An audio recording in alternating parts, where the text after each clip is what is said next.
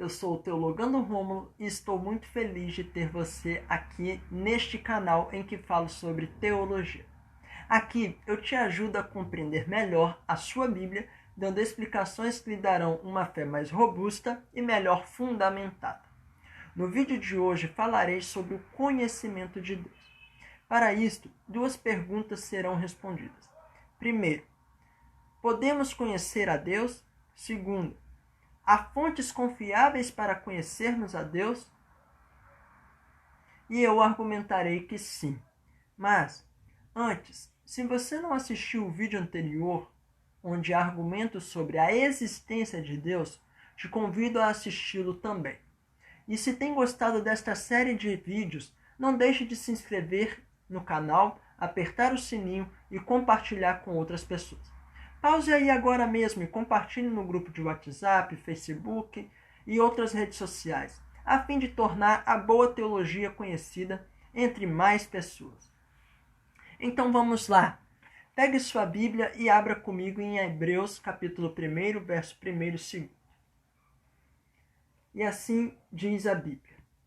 Havendo Deus outrora falado muitas vezes e de muitas maneiras aos pais pelos profetas, nestes últimos dias nos falou pelo Filho, a quem constituiu o herdeiro de todas as coisas, pelo qual também fez o universo.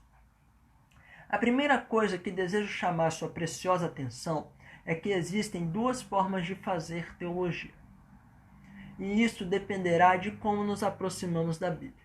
Lembre-se, a boa teologia e a má teologia. Ou seja, os nossos pressupostos de como nos aproximamos diante da Bíblia serão determinantes para fazer uma boa teologia. Diante disso, ou nos aproximamos com o pressuposto da fé ou com o pressuposto da dúvida. E isso que tem sido causa de grande controvérsia. Pois muitos ditos teólogos já não creem que a Bíblia é a palavra de Deus e partem do pressuposto da dúvida. Diante disso, podemos afirmar que a fonte da teologia, da boa teologia, é sempre as Escrituras Sagradas sendo aproximada pela fé. Mas podemos dizer que em seu aspecto mais fundamental, que a fonte última da boa teologia é o próprio Deus. Devemos então ter em mente que Deus é um ser infinito e incompreensível para nós. Mas ainda assim podemos conhecê-lo. Ele não pode ser conhecido de forma exaustiva, isso é verdade. Porém, Deus se revelou ao homem por decisão graciosa e própria. Ele não foi encontrado ou inventado como alguns sugerem. Este campo do estudo, do conhecimento de Deus, lida com a doutrina da revelação, a qual nos coloca diante de uma das necessidades mais absolutas do ser humano, em sua busca por Deus, a de conhecê-lo. O próprio Deus se deixa conhecer até onde ele quer ser conhecido, e desse limite nenhuma de suas criaturas racionais consegue passar. Podemos, diante disso, afirmar ainda que mesmo que se uma pessoa conhecesse perfeitamente todos os detalhes da revelação, ainda assim conheceria de Deus apenas aquilo que ele quer revelar. Então, embora a revelação nos fale sobre Deus, ela não é tudo sobre Deus. Ela é apenas o que Deus quis revelar de si mesmo. Lutero, tendo estas premissas em mente, dizia que Deus é um Deus escondido e um Deus revelado. Isto significa que para se fazer entendido, Deus se acomodou ou se adaptou à linguagem humana. Essa acomodação foi comparada pelo reformador João Calvino com a figura de um pai balbuciando palavras ao seu filho, ainda criança, a fim de ser compreendido. Cabe destacar que esta revelação é transformadora. Então, vejamos agora os meios de Deus revelar-se ao homem e de fazer-se conhecido. A primeira maneira de Deus se revelar ao homem é a revelação geral ou natural. Ou seja, essa revelação atinge a todos os homens em todos os lugares e é realizada pela natureza, pelas coisas criadas. O Salmo 19, verso 1, afirma que os céus proclamam a glória de Deus. Disto, conclui-se que a criação evidencia que há um Criador. Nenhum ser humano pode dizer que não sabia ou que não sabe que Deus existe. Paulo, em Romanos, capítulo 1, verso 20, afirma assim: porque os atributos invisíveis de Deus, assim o seu eterno poder, como também a sua própria divindade, claramente se reconhecem desde o princípio do mundo, sendo percebidos por meio das coisas que foram criadas. Tais homens são, por isso, indesculpáveis. Esta revelação divina, muito embora seja suficiente para revelar que existe um Criador e também para condenar os homens ou torná-los indesculpáveis diante deste Criador, ela não possui o propósito de salvar o homem. A Confissão de Fé de Westminster chega a afirmar que ela é insuficiente para salvar o homem.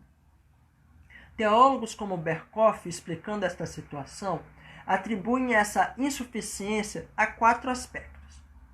Vejamos então. Primeiro, ao fato do pecado ter alterado tanto a revelação como a receptividade pelo homem, assim a queda corrompeu a obra de Deus e obscureceu o escrito de Deus, sem contudo apagá-lo. Segundo, ao fato dela não comunicar qualquer conhecimento de Deus e das coisas espirituais inteiramente dignas de confiança.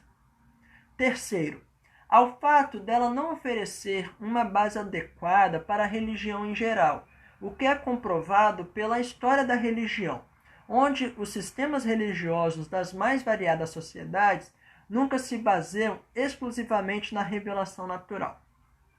Devemos ter em mente, no segundo e no terceiro ponto que Berkhof está falando, que o homem tem a semente da religião e o senso de divindade, o que leva a buscar conhecer um Criador.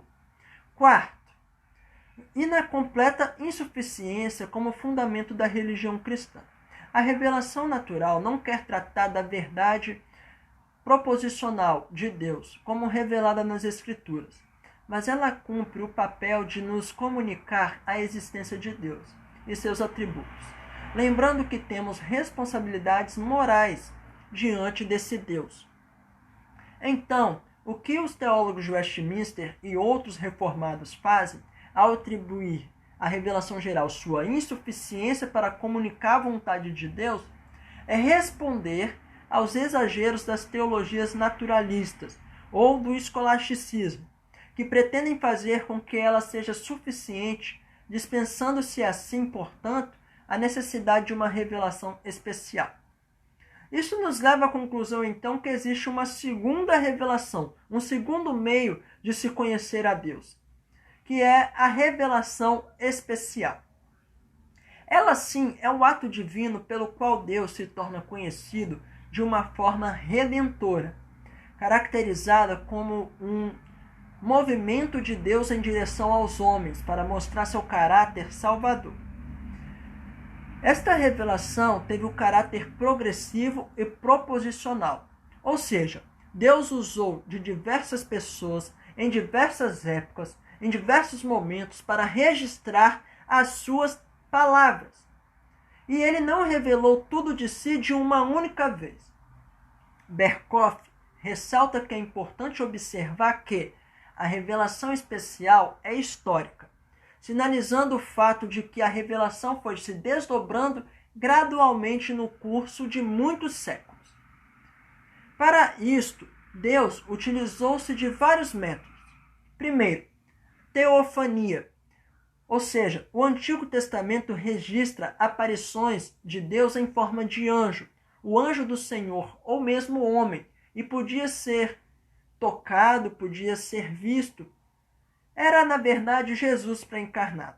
Segundo e terceiro, por sonhos, visões e por revelação. Deus levantou profetas para anunciar a sua lei e às vezes predizer o futuro. Mas a principal função dos sonhos, visões e dos profetas era anunciar o arrependimento ao povo e a vontade de Deus para este povo, mostrar os caminhos de Deus. Devemos então considerar que este caráter das comunicações do Antigo Testamento era extraordinário, sendo que algumas dessas manifestações também foram vistas no período apostólico, como sinal da chegada do reino de Deus e manifestação do seu poder. E quarto, Jesus é o clímax dessa revelação que foi progressiva. Ele é a máxima revelação de Deus aos homens. Ele é o Emanuel, o Deus conosco. E aí podemos nos perguntar, como confiar na historicidade e nas palavras de Jesus? Podemos confiar investigando as fontes que registram a história de Jesus e vermos se elas são confiáveis. A principal fonte de conhecimento de Jesus é o Novo Testamento. E nele, Jesus reivindicou ser Deus, o caminho, a verdade e a vida, sem o qual ninguém chega ao Pai. As pessoas costumam ter Jesus como um grande mestre moral, mas rejeitam o que ele afirmou sobre si mesmo. C.S. Lewis, diante dessa questão, no livro Cristianismo Puro e Simples, afirma que diante de Jesus nós só temos 3 possibilidades. Ou ele era um louco, depois dizia ser Deus, e ninguém em sã consciência iria acreditar num louco. Ou ele era um mentiroso, pois afirmou ser Deus e que ressuscitaria para provar tal tese. Se Jesus foi um mentiroso, então como tê-lo como mestre moral? Ou você aceita o que ele disse ser, ou você o torna um mentiroso e ele, portanto, não pode ser um mestre da moralidade. Ou, a terceira opção, ele realmente era divino. E ele era divino. Veja, a igreja do período dos apóstolos estava fundamentada no anúncio da ressurreição. Era só provarem que Jesus não ressuscitou e esta nova religião surgida ali no primeiro século teria entrado em um colapso completo. Mas o silêncio das autoridades da época é uma prova tão eloquente, mas tão eloquente quanto o testemunho dos apóstolos. Além disso, os discípulos foram transformados. Pedro era um medroso, mas ao se deparar com o Cristo ressuscitado, passou a pregar com veemência, ao ponto de morrer. O que causa isso num homem? Uma mentira inventada? Outro argumento que podemos utilizar e observar é que o Novo Testamento é o livro antigo mais confiável que temos no que tange aos registros, se comparados com outras literaturas antigas que narram eventos e são tomados como verdade. São mais de 5.200 cópias datadas com uma distância de 50 a 70 anos após os eventos da história de Jesus. Flávio Joséfo reconheceu que havia uma comunidade de crentes que adorava Jesus. Os judeus e romanos, eles perseguiram cristãos no 1º, 2º, 3º até o 4º século. Tendo tudo isso em vista, só podemos chegar à seguinte conclusão: Jesus existiu, Jesus é Deus e tudo o que ele afirmou sobre si mesmo é a verdade. Isto significa que Deus se revelou ao homem e nos deixou a Bíblia, a melhor fonte de conhecimento de Deus, a qual será o tema do próximo vídeo ou próxima aula. Mas, desde agora te afirmo, você não precisa esperar Deus revelar a vontade dele para a sua vida. Ela já foi registrada. Você pode averiguar nas Escrituras e pode buscar vivê-la. Podemos conhecer sim a Deus, e Deus sim tem fontes confiáveis para este conhecimento. Finalizo então deixando algumas explicações e aplicações. A revelação especial, ela é subjetiva. Isso implica a necessidade de uma ação divina, do Espírito Santo, dentro do coração do homem para compreendê-la e apreendê-la pessoalmente das verdades reveladas objetivamente. Assim afirma o doutor Heber Carlos Campos. Assim, embora todos os homens sejam alvos da revelação especial objetiva, a revelação subjetiva só é dada àqueles que têm ouvidos para ouvir, que foram regenerados, e, portanto, foram alcançados pelo agir transformador do Espírito Santo. Sendo assim, devemos levar o conhecimento de Deus aos povos, pois eles não conhecem a revelação especial.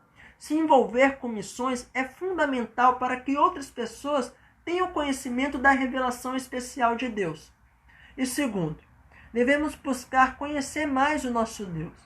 Assim, iremos agradá-los e teremos maior comunhão com Ele.